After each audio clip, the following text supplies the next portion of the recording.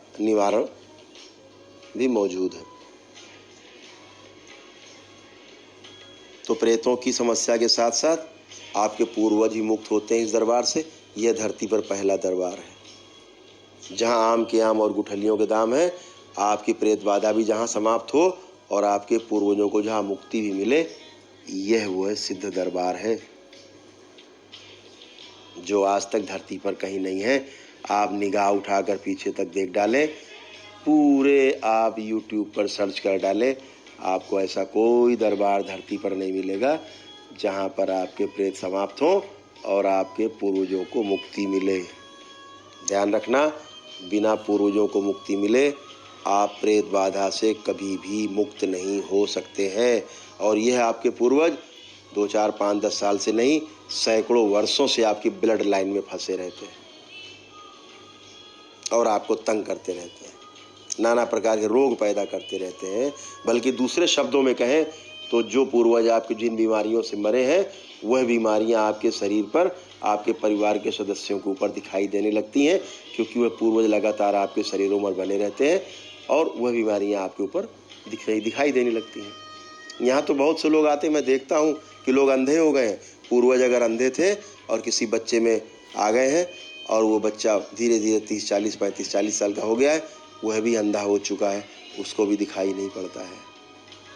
पूर्वज पैरालाइज होकर के मरे थे, आपके माता पिता या भाई कोई भी पैरालाइज घर में पड़ा हुआ है, समझ लेना पूर्वज पूरा हावी है उसके ऊपर। तो यह तमाम बीमारियां भी इन पूर्वजों के कारण आती हैं, यह तमाम समस्याएं भी आपको पूर्वजों के कारण मिलती हैं। संतान नहीं पैदा हो रही, तमाम इन सब के कारण के पीछे आपके पूर्वज होते हैं। पितृदोष सबसे भयानक है और यह ओझा तांत्रिकों और मदारियों के वश की बात नहीं है। यह सिर्फ भगवान भोलेनाथ की कृपा और शक्ति स्वरूपा माताओं के आशीर्वाद से ही आप इस समस्याओं से छुटकारा पा सकते हैं, अन्यथा नहीं। क्योंकि तंत्र के अधिष्ठाता, तंत्र के रचयिता, तंत्र के जनक भगवान शिव हैं और यह आगम तंत्र ही आपको इन बाधाओं से मुक्ति प्रदान करता है।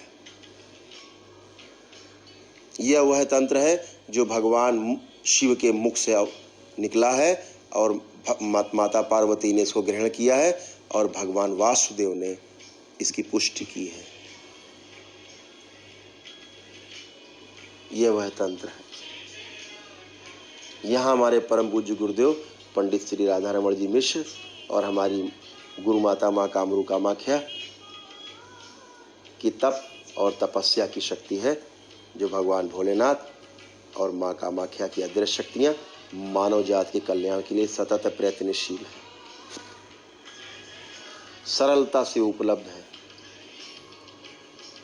इनकी करुणा और कृपा आपके आस्था और विश्वास के आधार पर आपको बहुत ही सहज रूप से उपलब्ध है। तो आप यहाँ पर समझ ही गए हैं कि अर्जी बंधन और संकल्प कैसे होता है। अब आपको यदि हवन करना है तो कैसे करना है, ये भी आपको समझना है। पहली बात तो यहाँ आते हैं और आपको अपनी बात कहनी है, तो यहाँ पर त्रिशूल गड़े हुए हैं माता के दरबार में, जिन्हें पकड़ करके आप अपने परिवार के साथ सामूहिक रूप से अपनी समस्या को बता सकते हैं मन ही मन। इसके पश्चात आप हवन करना चाहें तो आश्रम में रुककर भी हवन कर सकते हैं 5, अन्यथा अपने घर में हवन कर सकते हैं। सबसे सर्वश्रेष्ठ रहता है कि आप अपने घर में हवन करें। घर में दिक्कत है, आप किसी मंदिर में बैठकर वही हवन कर सकते हैं। यह हवन आप धरती के किसी कोने में बैठकर कर सकते हैं। दूसरी बात, इस हवन को करने के लिए अगर आपके घर में सपोज करिए कि 20 सदस्य हैं और 20 में से 15 सदस्य आपके इस समस्या से ग्रस्त हैं, तो 15 के 15 को उस हवन में बैठने की आवश्यकता नहीं है। यदि आपके परिवार का कोई सदस्य कनाडा में रहता है, कोई यूके में रहता है, कोई गुजरात में रहता है, कोई बंगाल में रहता है, तो घबराने की आवश्यकता नहीं है। ऐसा कोई ज़रूरत नहीं है कि आप सारे लोग इकट्ठे बैठे तो ही ठीक होंगे। घर का कोई भी एक व्यक्ति जिसका डीएनए मैच करता हो, जिसकी ब्लड लाइन एक हो, वह कोई भी व्यक्ति कर सकता है।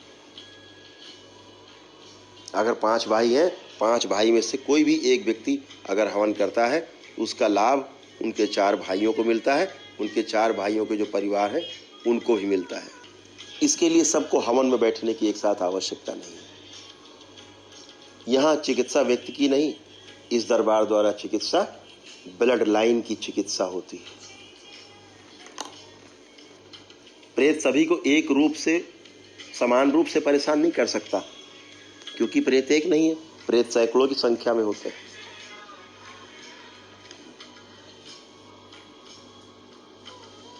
और हर प्रेत की शक्ति अलग अलग है। वह आपके पूरे परिवार को नाना प्रकार से अलग अलग तरह से परेशान करता है।